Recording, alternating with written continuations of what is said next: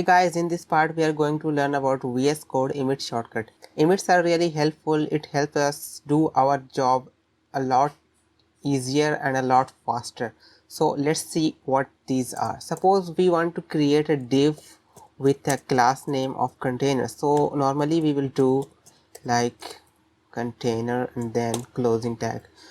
Normally we will do like this. So by using emmet we can just start with a dot and then class name, that is container, and then press either tab or enter, whatever you like. So enter, and this is how we can easily create a div. Suppose we want to create different tag, like say a paragraph with a class name of text. So we will start with p for paragraph and then dot and then class, that is text, and then we are going to enter.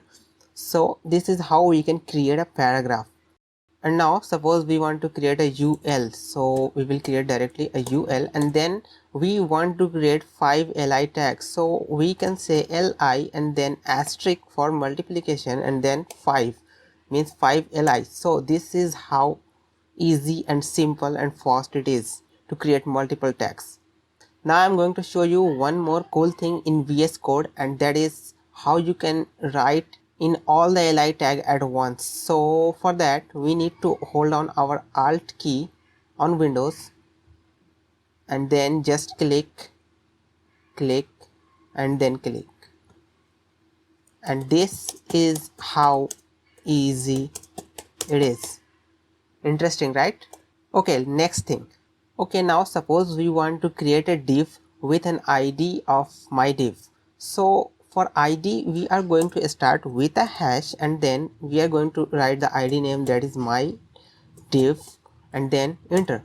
So this is how we create an id, basically just by starting with an hash.